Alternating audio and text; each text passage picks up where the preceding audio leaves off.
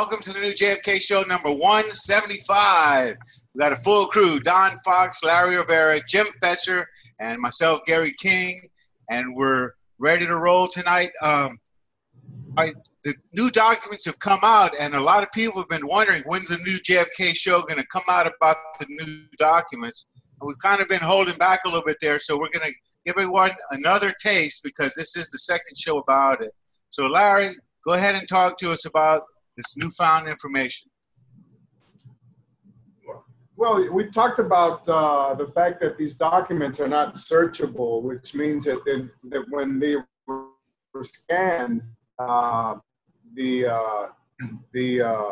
program, which is a PDF generator, this is a professional version, and it requires that you pay for it in order to obtain searchable documents, and it indexes each word and it performs an OCR procedure so that the PDF is searchable, through the search functions of Adobe. So anyway, in light of that, we've had the problem that we have to go and look at each and every document one by one, and we've talked about that before since July when these were first released. And it's difficult, but it's not impossible.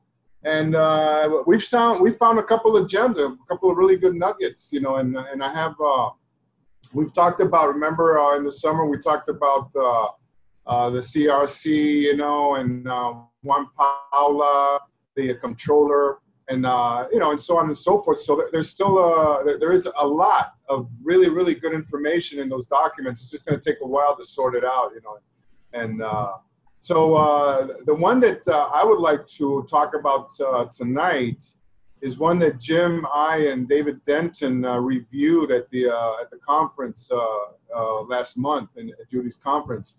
And some of the information there was just so stunning, that decided that, maybe this should be presented either at a conference or, at a show, or whatever. And it is a recounting of how the Warren Commission sent three of their attorneys down to Mexico City to investigate this angle of Lee Oswald having visited both the Soviet and the Cuban embassies and been to the Cuban consulate, and had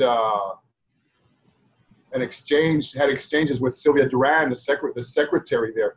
And this is a very fascinating facet of this whole case because if you look at the Lopez report, if you read the Lopez report, it's about 400 pages.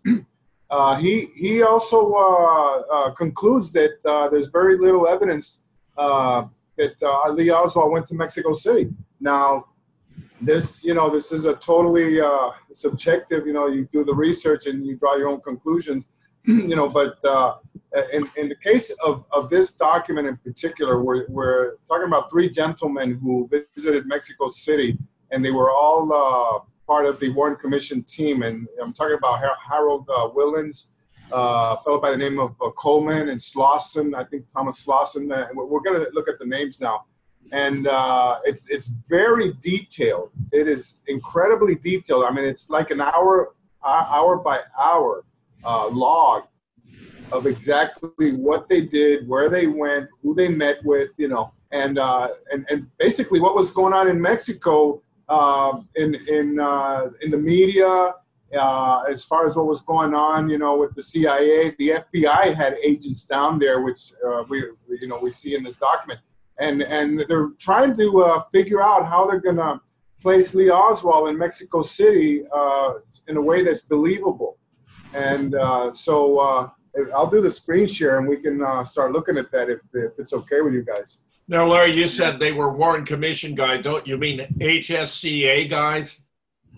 No. These were Warren Commission. This happened in April of 1964. Yeah, early on. Okay, yeah. Good. This is when they are trying to figure out how to place Lee Oswald in Mexico City and how to create this scenario, this Fidel Castro scenario and the communist-driven scenario which will, be accepted by the American public, So do you believe this is actually contriving the story, figuring out how to fake the story of Lee going to Mexico to set him up as the patsy who's pro-Castro and going to flee to Cuba after the assassination? Yeah. Oh, Larry. Absolutely. What a doozy. What a doozy.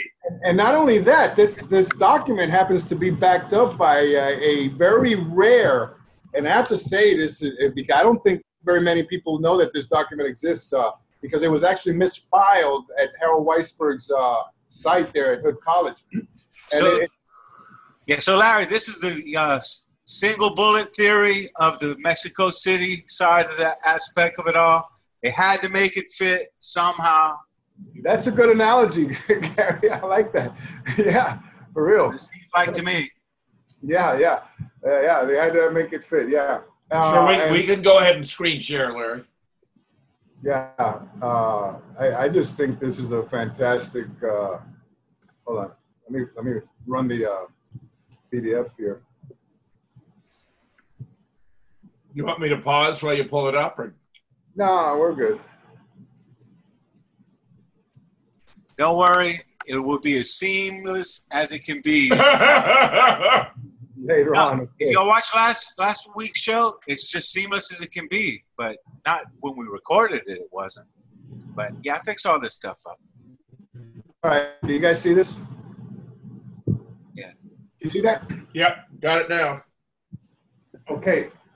This is page 50. It's as you can see, 231 pages long. And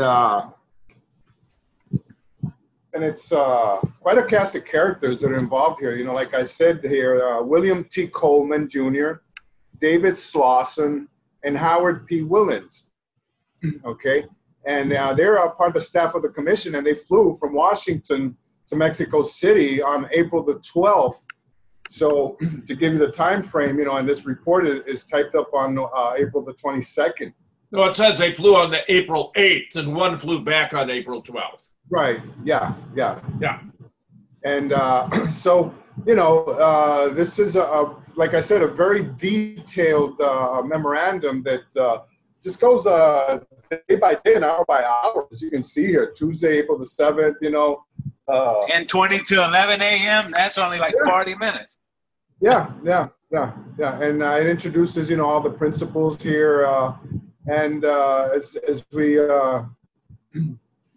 go down, we're gonna be looking at, for example, there were two people that supposedly saw Lee Oswald take money for the assassination.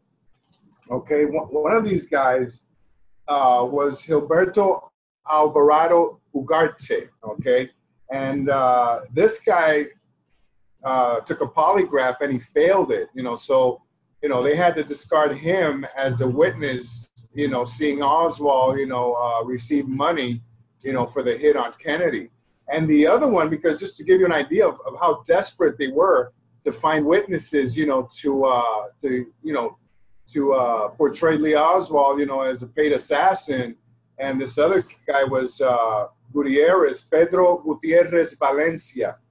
Okay, and he's the guy that they said that he saw Lee Oswald argue with a Cuban, and he took money from him. And but later on, he failed to ID Lee Oswald as the man he saw there at the Cuban embassy. Supposedly, this all happened at the Cuban embassy.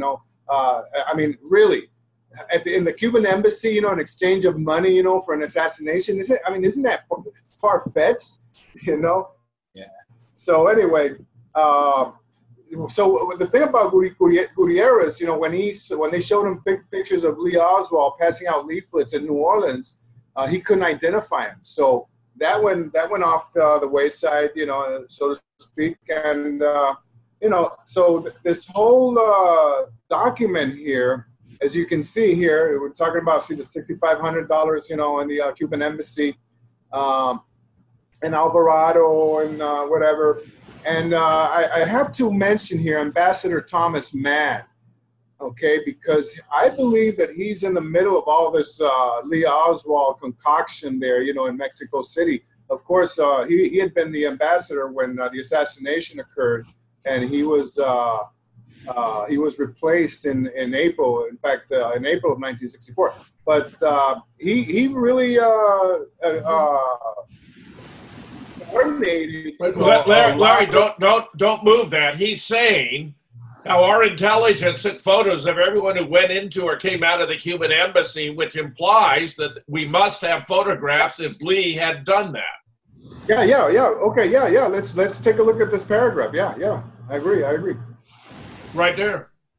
Yeah. Knew of no contacts by Oswald with anyone in Mexico City other than his visit to the Cuban and Soviet embassies and his staying at the Hotel de Comercio. Ambassador Mann said our intelligence took and was still taking photographs of both the Cuban and Soviet embassies whenever anyone left or entered their main entrances, at least during the normal visiting hours on Monday through Friday during the daytime. He's really saying if they don't have the photographs, then the story that Lee was there visiting the embassy is indefensible. Yeah, if the glove don't fit, you must acquit. Well, this document also talks about how limited, their video surveillance was. For example, obviously they couldn't do anything at night because they did not have that type of technology. But just trying to get these images from the embassies was no easy task. Everybody don't forget that we're talking about 1963. Okay, so anyway, this Hotel del Comercio comes up a little later because we're gonna see that they went to look at the register and talk to people there. None of them didn't even remember Lee Oswald being there. Yeah, notice what else he's done, Larry. He's defined Lee's activities there very, very narrowly. Very narrowly. So he's really saying if you look anywhere else, you're not going to get anything because Lee only did these things, which, of course, is a bit weird. Ordinarily, a person visiting anywhere is going to do other things than merely their designated business activities. But it seems to me he's artificially constraining so they won't have to fake evidence about other activities by Lee. Oh, absolutely. I believe this Thomas Mann, has never really been studied in connection, with actions that happened in Mexico City before, during, and after the assassination. Okay, but we got a lot of really, really good stuff coming up here. See here again, the ambassador, is talking, here about working with the representatives of the FBI and the CIA, and don't forget that the FBI had no jurisdiction in Mexico City. So what happened here is that they had to bring agents over to work in Mexico City, hand in hand with the CIA, right after the assassination. And it seems to me that was the conduit, the pipeline of information coming and going from Washington, as far as Hoover and his cronies wanting to control exactly what would happen in Mexico. And what's really important about this whole thing, the Mexican officials didn't give a damn about the Warren Commission, and Hoover and whatever. They went and they looked and they found out what really happened. And they decided that they were going to protect their witnesses, and they were not going to allow the FBI to bully them in any way, or the CIA for that matter. And as we study not only this, but the Sylvia Duran document that I've been translating, it becomes very, very clear that that was Mexico's attitude, towards and also the Mexican press. They did not just accept that Sylvia Duran this and Sylvia Duran that. They started to publish, innuendo and false information about her supposedly having slept with Lee Oswald, to make her look like, a lush, and a loose woman, and that's not even close to the truth. Okay, so we can go ahead. Yeah, here we go. Okay, the Hotel del Comercio had been previously a pro-Castro headquarters, and even this is where a lot of these people, meant to organize the revolution, back in the late 50s. now as we go down, okay, because I wanna get really down to really stuff here. All right, so is this the part of the whole story that they have the big husky guy looks like a linebacker? It supposedly was photographed as Lee Oswald. Yeah, Right. I believe. Yeah. I believe it's mentioned here. Now, also don't forget that Winston Scott was the chief of the CIA in Mexico City at the time of the assassination. He had been there since 1955, only to be replaced, later on by David Atlee Phillips. And here, they're, talking about, outlining, exactly, what they're going to do.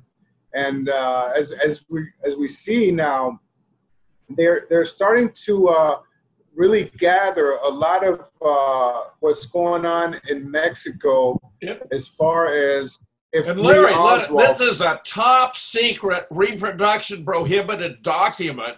that's And the right. fact that they're specified in such detail suggests to me this is a total CIA operation. Yeah, of course, I agree, and they're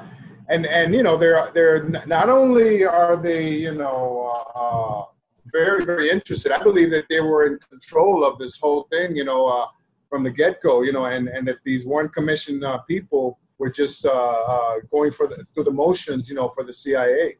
And they were, on a need-to-know basis. That's pretty obvious here, and they didn't want them to investigate too much, and the fact that the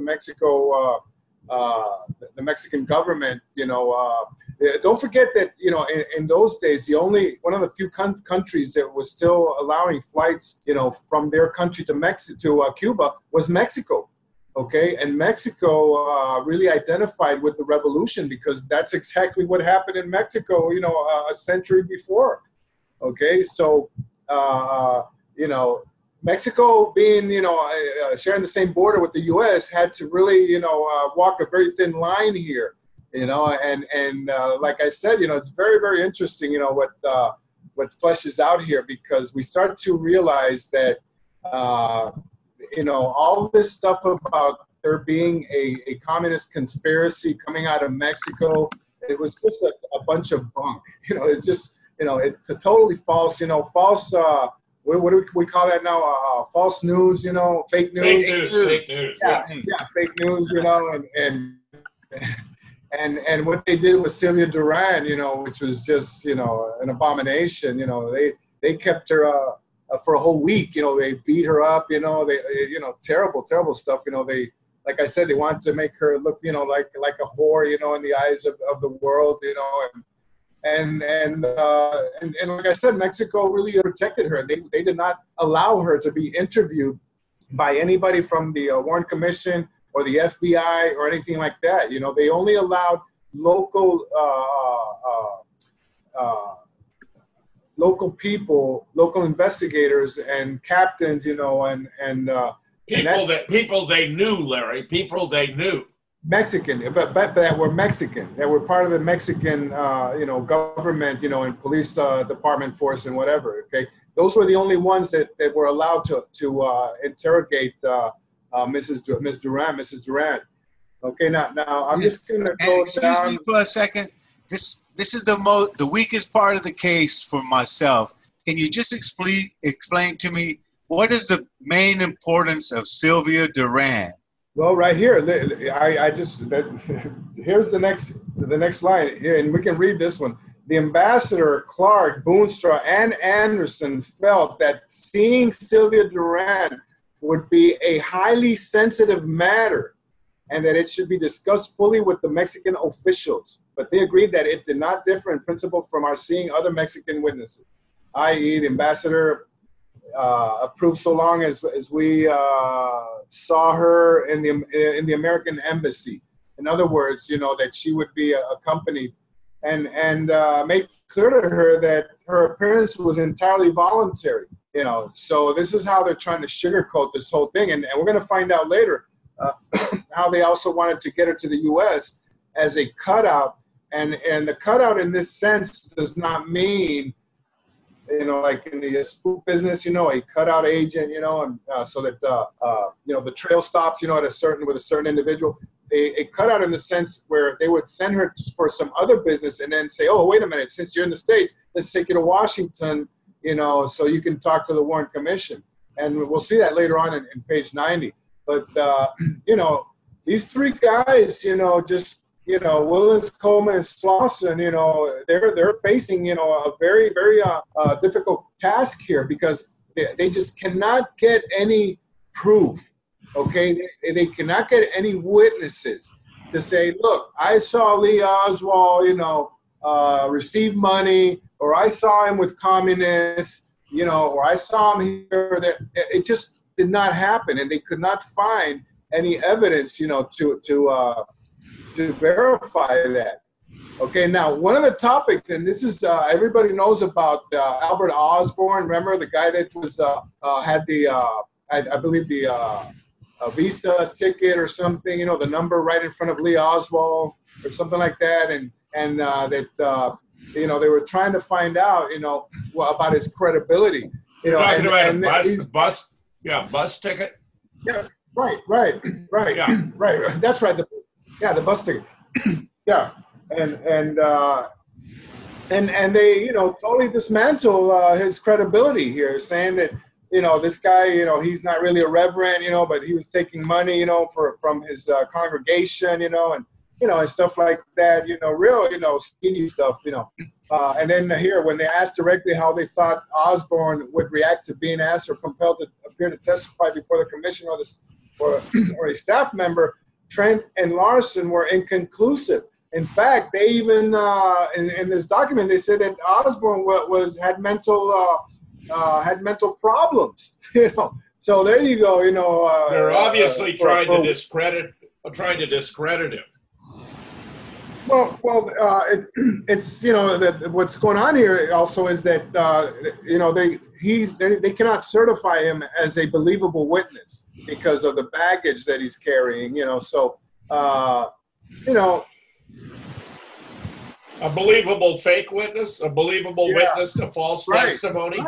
Right. That's right, and that's exactly what they're looking for. They're trying to find witnesses who can be believable, you know, to place Lee Oswald in Mexico City. You know, for example, here's a good one. Okay, there's the ones that are.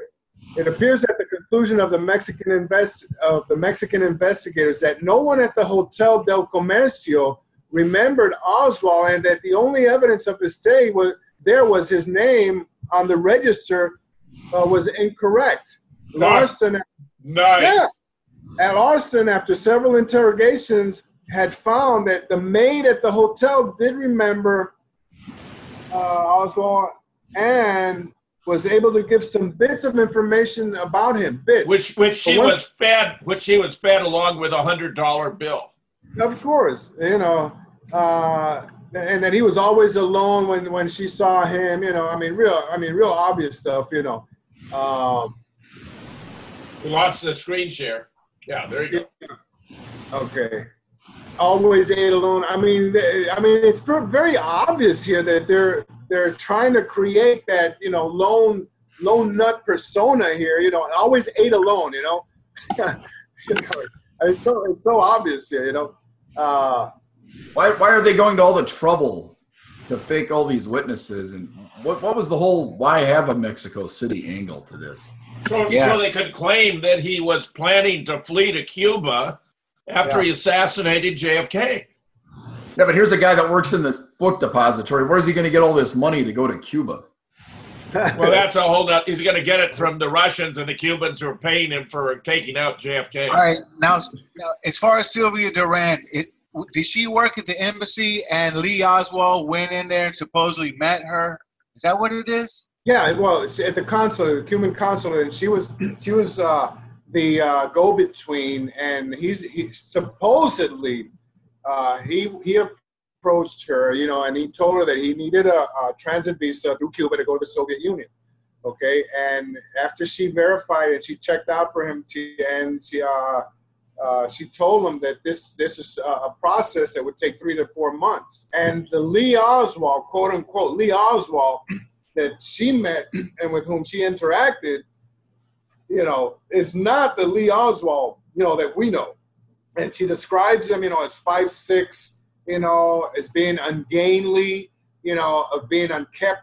Have you ever seen photographs of Lee Oswald, like that? Never that he was unsure of himself, that he had beady eyes, some real ridiculous stuff. But anyway, I'm pretty convinced that the Lee Oswald, if there was a Lee Oswald that interacted with her, was an imposter. One of those imposters that, prevail in this case so much. Okay, now here they talk about this Gutierrez guy that I was already talked about. And I want to go down to, here. Sylvia Duran was then discussed. It appeared that her signed statement had finally been obtained from the Mexican police. Remember that the Mexican police were the only ones that were allowed to interact with her. And previously, the existence of such a statement had not been known. We agreed that we would see that see that later in the day or tomorrow, and that it would also be forwarded through channels to the commission in Washington. Okay. We emphasized we wanted not only a translation of the statement, but if possible, a copy of the statement itself. This is when they had her there for an entire week. They had her sequestered, and they tried to break her down, but she wouldn't. She never deviated from her version of events, and she was a totally honest woman, totally honest person. There's no reason to doubt any of her, the information that she gave. So the information that she said was that Oswald, someone came in with the Oswald name, but it was not the person that. Well, yes. Oh, no. Definitely. They came in and they identified themselves as Lee Oswald. They showed her Fair Play for Cuba Committee card. They showed her correspondence. It was like such an incredible, obvious setup. Okay. Yeah, like going to the shooting range and saying, "Man, I can't wait." That's right. Stuff like that. Or driving the car down the road in a crazy. Exactly, Gary. Exactly. Okay. Exactly. They know where to categorize all this stuff. Yeah. So what you thinking, Don? This is some deep stuff. Okay, my take on this is they never were going to try to pin this on Castro. There's a lot of smoke here, but to me, I've always thought, well, the Castro angle was bullshit. One. And I think the most important reason is because Castro is Jewish. Yeah. And then, we're going to overthrow Castro. Yeah, we had such an awesome plot to overthrow him that the guy was there for 60 years or whatever. So that's overthrowing a guy. I never bought that bullshit for a minute. So it's just kind of interesting to see all the hoops and loops they're jumping through here. And I still don't know exactly what the real point of all this was. Mm-hmm. Now here's I was talking about the Alvarado investigation and the polygraph, and have you ever heard of a polygraph test where the operator does not speak Spanish and somebody has to translate, How ridiculous, Larry. That's simply absurd. Yeah, no, this is here. Okay, now we asked those must have been some reliable polygraph results then, huh? Yeah. We asked Anderson how many different allegations of conspiracy had been received by his office, and he replied 6. These were the Gutierrez allegation, Alvarado allegation, the Diaz-Verson allegation, the Martino Roa allegation. I mean, this is like, they were like throwing out, all of these situations and hoping, that one would stick, and obviously, the Mexican authorities read right through this, and they said, no way, not on our watch, not in our country, So I want to go here. This is where it really gets good. Now, this is Mr. Scott, Winston Scott, stated at the beginning of his narrative that he intended to make a complete disclosure of all facts, including the sources of this information, and that he understood that all 3 of us had been cleared for top secret and that we would not disclose beyond the confines of the commission and its immediate staff the information we obtained through him without first clearing it with his superiors in Washington. We agreed to this. Okay? During the course of the narrative, we were shown the actual transcripts plus the translations of all the telephone intercepts involved, and we were also shown the reels of photographs for all the days in question that had been taken secretly outside the Cuban and Soviet entrances. Mr. Scott's narrative exposed the CIA's action immediately after assassination consisted basically of alerting all of its confidential sources of information throughout Mexico to immediately channel all information into their headquarters and of compiling it as complete dossiers as possible on Oswald and everyone else throughout Mexico who at the time the CIA knew had some contact with Oswald. This meant especially Sylvia Duran. You know, the only person who we know, quote unquote, know had any contact with Lee Oswald. Okay. Now, yeah, and we know how reliable the information in these CIA dossiers can turn out to be. Yeah. So, all right, look, let's take a break. We'll talk about it when we get back. This is JFK number 175, Documents.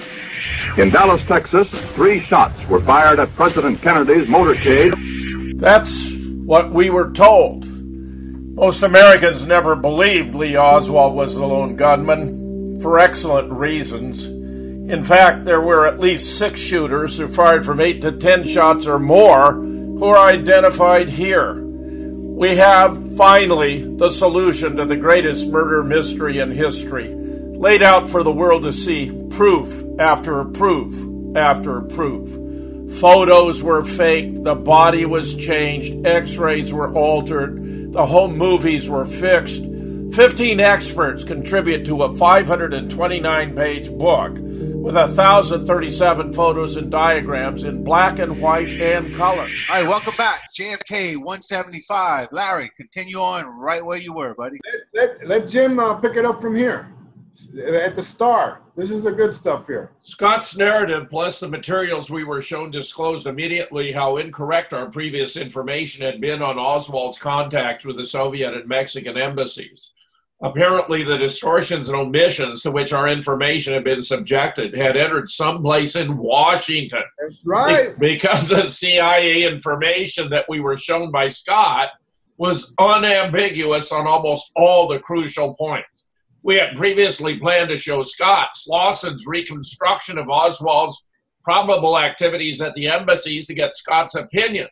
But once we saw how badly distorted our information was, we realized that this would be useless. Therefore, instead, we decided to take as close notes as close notes as possible from the original source materials at some later time during our visit. I think this is an incredible revelation, Jim. You know, people don't realize, how important, what you just read is in this whole Mexico City scenario. Because they're telling you right there in black and white, about distortions, omissions, and they're saying that Washington had its mind already made up, and it really didn't matter what they were reporting. They already had decided what Oswald had done, regardless of any actual bona fide investigation. That's right. And the information, how badly distorted it was, and it was useless. I mean, the adjectives here, are just incredibly negative, and I think this is one of the most important points, of this document. They had all these cameras trained on the embassy, yet not one photo of Oswald. It's kind of like all those Pentagon cameras on 9/11. Yeah, it only worked for them. It never worked for us. Or the Mandalay Bay cameras in Las Vegas shooting. Yeah, man, you want to talk about cameras, walk into a hotel in Las Vegas. Here's a good one. In answer to our question, White and Scott gave their professional opinions that there probably was not a foreign conspiracy connected with Mexico involving the assassination of the president. Okay? I mean, you can't get any more specific. That's pretty nice. And that's the total opposite of what the Warren Commission, has concluded, how they got away with this, and now, we're getting, these documents, let me tell you something about this document. I am surprised that this document has not been redacted. I believe that this is one that, slipped through the cracks, you know. This is really revealing from the inside point of view of how they faked it all to frame Lee. Yeah. That's why I think this is a blockbuster, Jim. We go ahead and we then re-entered. We then re-entered our discussion of the assassination in general as it related to Mexico. It appeared that the CIA in Washington had not forwarded certain material developed elsewhere to Scott, even though these materials might have been reasonably related to the Mexican investigations. For example, the contents of the letter which Oswald wrote to the Russian embassy after he returned to the United States, describing certain aspects of his trip, have never been disclosed to Scott or his staff. We showed them the contents of this letter at this meeting. It's not like it's totally disjointed. The right hand doesn't know what the left hand is doing here. But it's by design. Yeah, of course. It's a need to know. That's right. Compartmentalization. Exactly.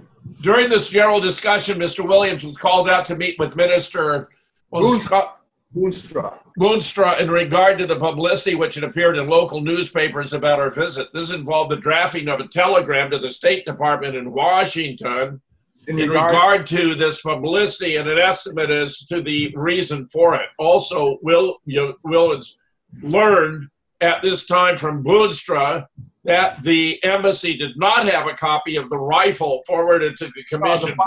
Of the file, right. Forwarded to the commission by Ambassador Mann. Apparently, Ambassador Mann's personal file is the only one now in existence, apart from commission copies of it, all other copies having been destroyed when the ambassador left his post in Mexico.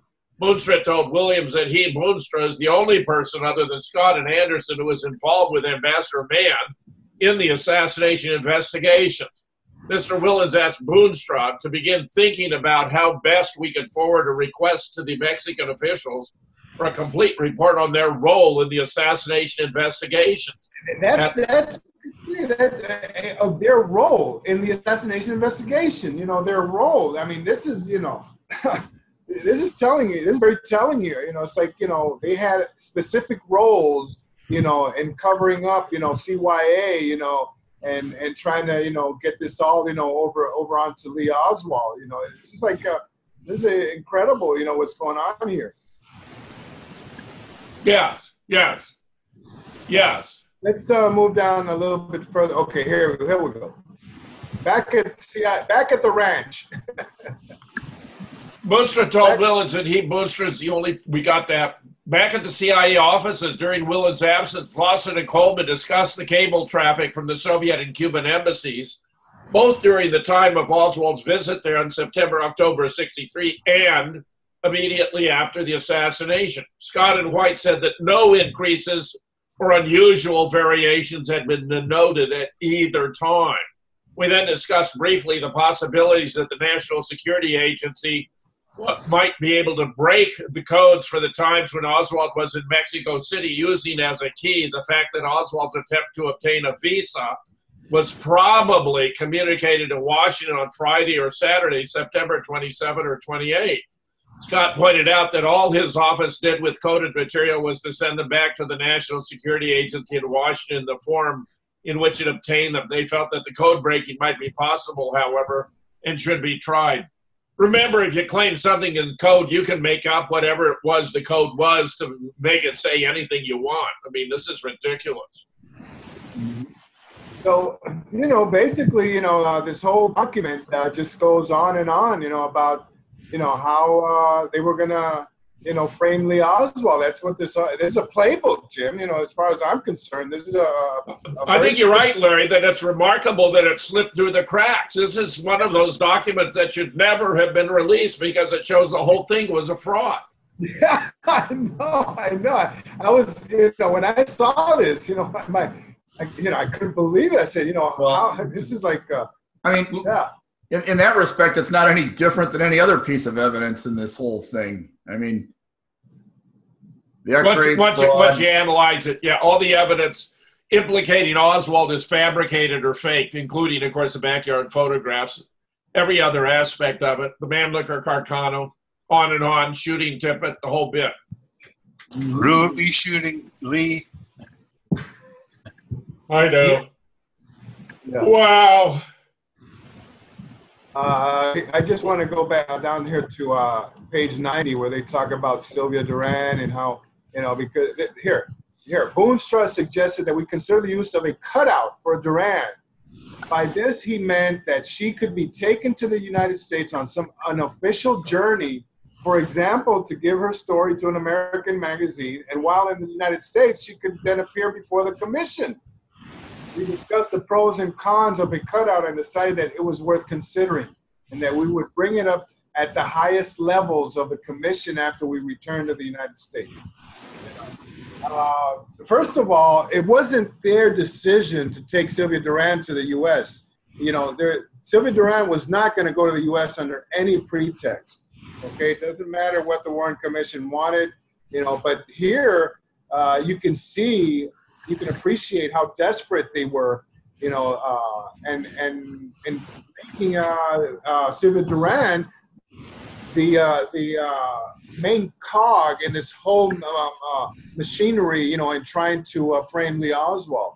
Okay, and if I can, I want to briefly go here.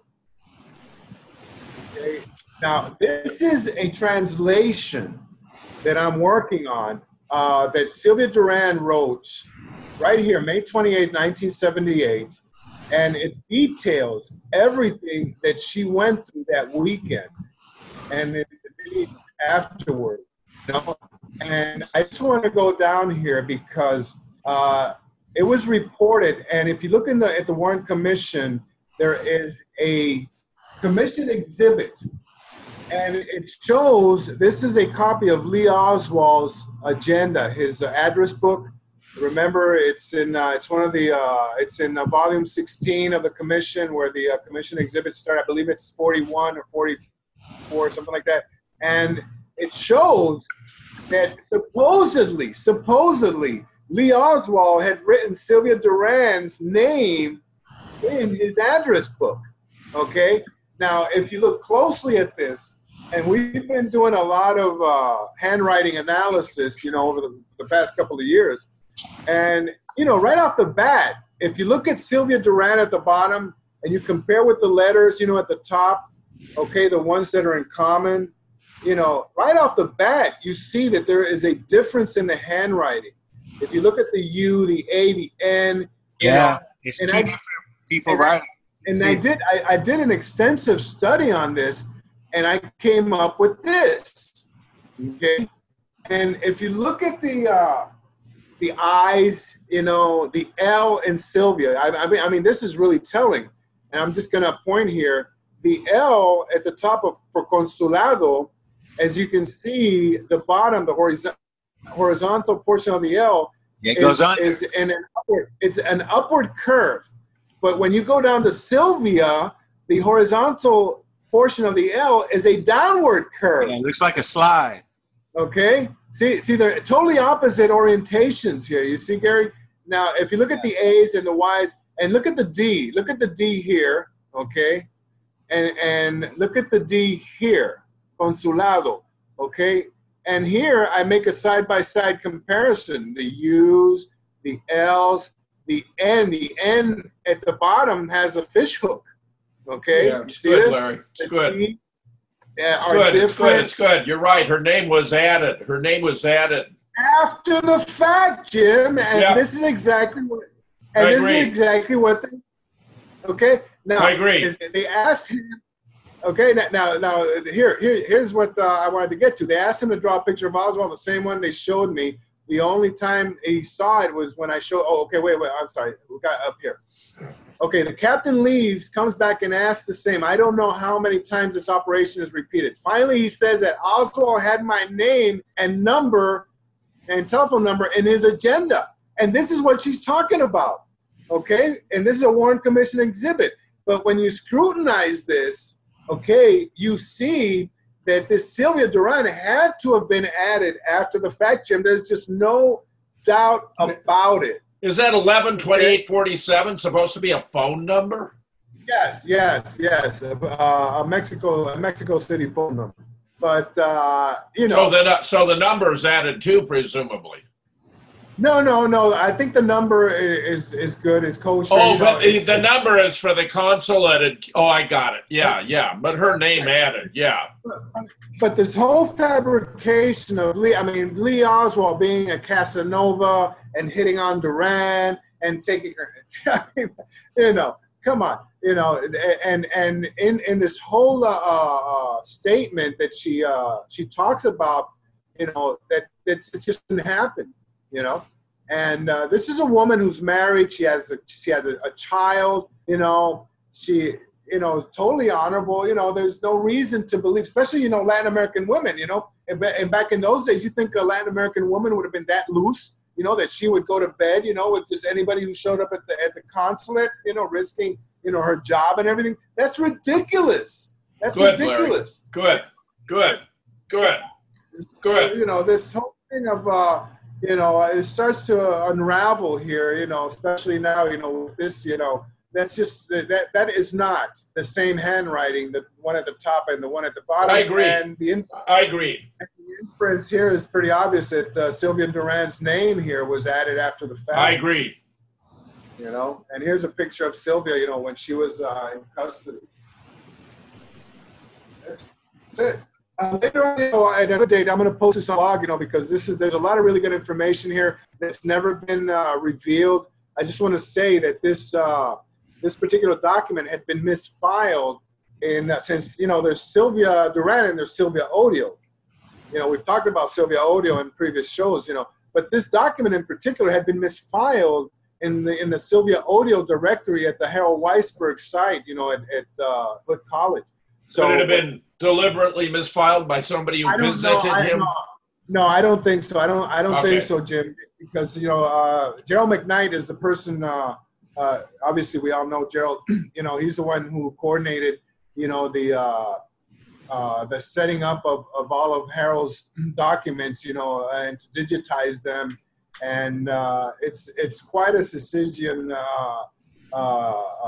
accomplishment, you know, what they have done, because they are just millions of pages that have been scanned, that had to be scanned, and they're all searchable, by the way.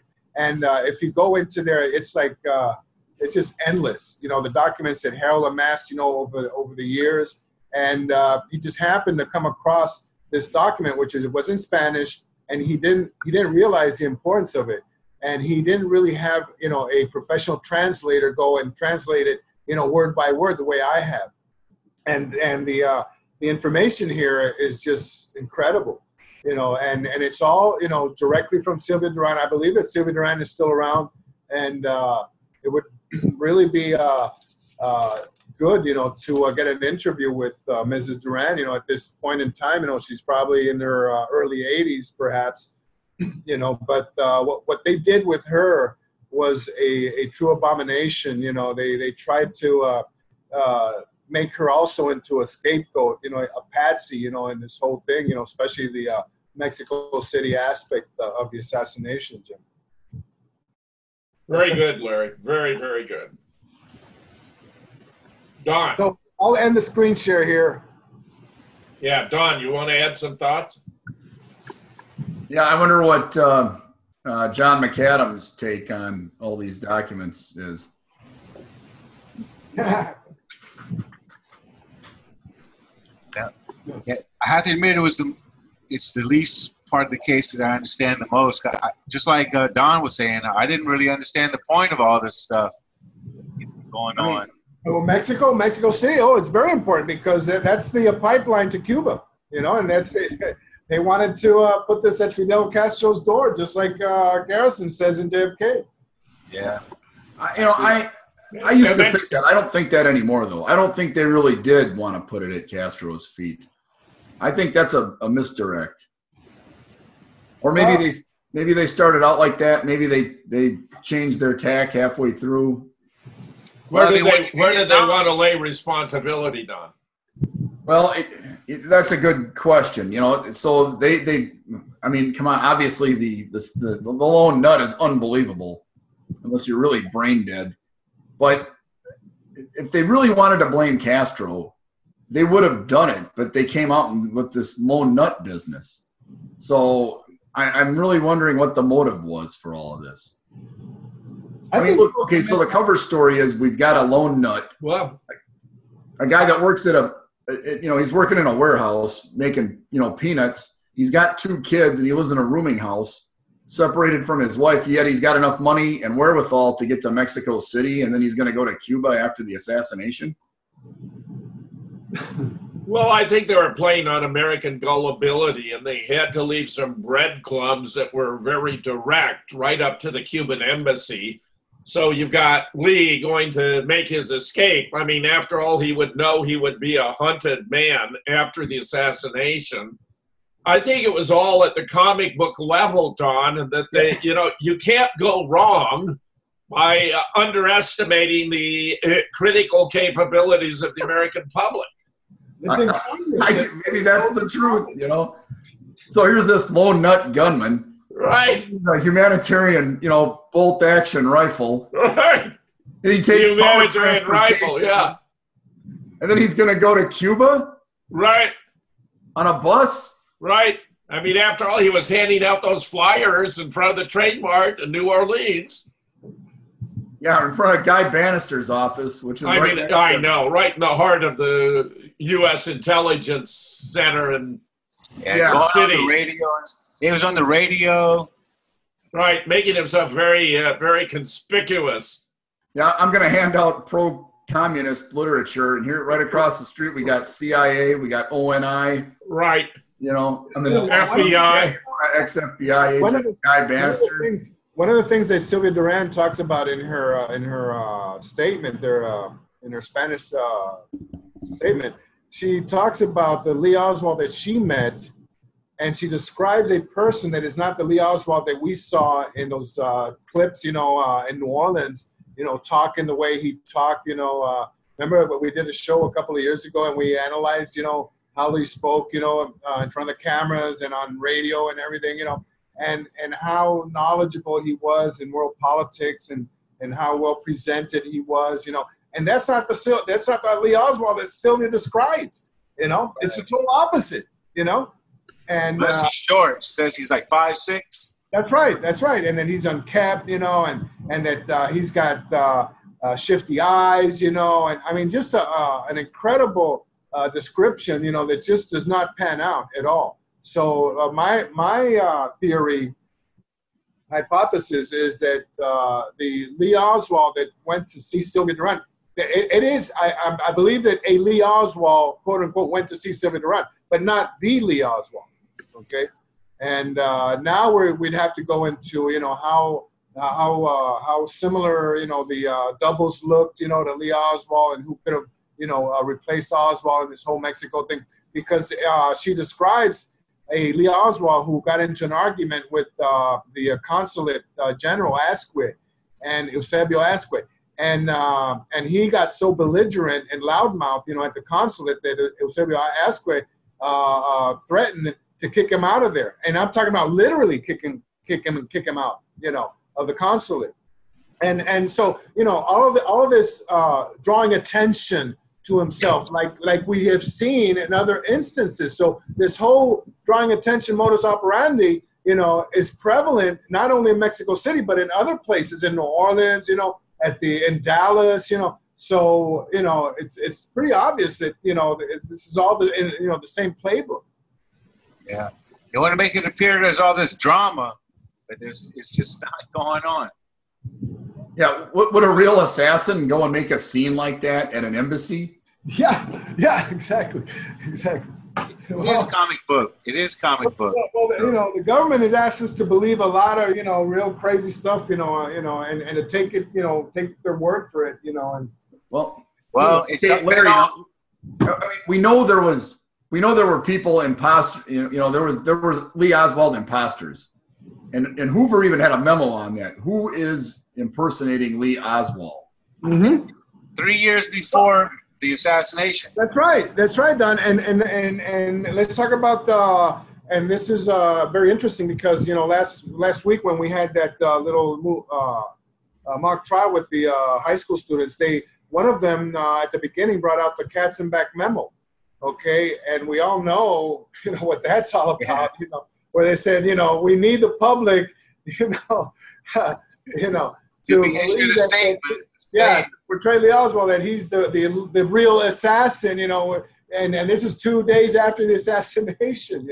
I think it's good you bring that up, Larry, because one of my faults with the team defending the Warren Commission, they never even addressed the Katzenbach memorandum. In other words, they really weren't prepared to respond to what the first team presented at all. They had rehearsed what they were going to say. It was all based on Warren Commission claims. They'd done no way of attempting to vindicate or consider all the criticisms from 50 years of the history of discussion, critique, and debate over its authenticity and accuracy. That's right, and in my mind, and you and I discussed it. They would have been better off just going and getting Posner, and just and using Posner as a guide, for their case. Rather than the Warren Commission itself. Yes. That's right. Or McAdams or Von Peen. Right. Von Peen up there, yeah. That's right. Because that's already hashed out, and it's been updated and stuff, Right. It's still the purveyors, of that crap. So. Right. It was like they were at ground level, They were. Right. They were telling us what we've been debating for 50 years. Yeah, and the delivery was not something that was convincing. I felt that the delivery of the second kid was just outstanding. He was presenting that from Lisa and Lance.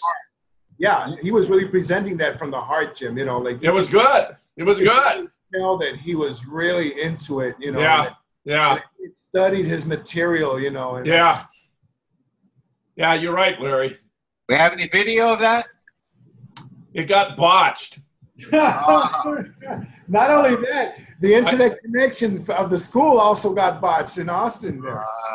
I think it was deliberately sabotaged, Gary. To go over there. The fact that they had me and Larry involved and we were going to present, they didn't want that to get out regardless of how the students did. I guess you just have to watch the new JFK show if you're going to get the truth. Everywhere else, there's just throwing stumbling blocks all the way. So, well, fellas, you want to give I think the best guide, for when you deal with high school students is the very first thing that you need to ask them is if they've seen the movie JFK. And then when you see a show of hands, if you see, then that from there on you can develop how you're going to approach presenting the case. But if you see a few hands, then that, hey, we might be able to do something, more sophisticated. Right. We might have some material to work with. Yeah, exactly. Yeah. So, Instead, it was like he asked, how many of you read the Warren Report? Right. Well, at that young age, it's very difficult. This is a massive amount of information. It takes years and years. If you haven't put in a good decade in JFK, you probably can't. They're not even exposed to the assassination information at all. It's not in their history books. It's if it is, it's dealt very superficially, and obviously, it's the Warren Commission point of view. And the textbooks, believe me, the textbooks. Well, and like I said, the seed that needs to be planted is, for them to go out and do the research on the internet, and the alternative media, and now that we have this net neutrality crap going on, maybe you guys might want to give your opinion on that, because that's something that's really going to hurt research, in the near future. What do you think, Jim?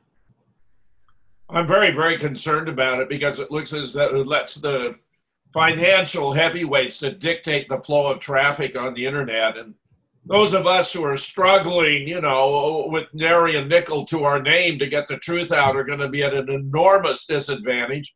Not to mention that Google has hired 10,000 new censors to go about deleting, downgrading, evaporating research already out there. I mean, it's just a disgrace because these are public airwaves. And while these are private entities, Google, Facebook, Twitter, and so forth, they had an implied contract with the public that if you use their service, your videos were going to stay. I mean, what's a justification? Only a totalitarian or a dictatorial, attitude justifies taking anything down. Everyone should be able to say whatever they want to say, present their best case, and let the world sort it out. What about Don?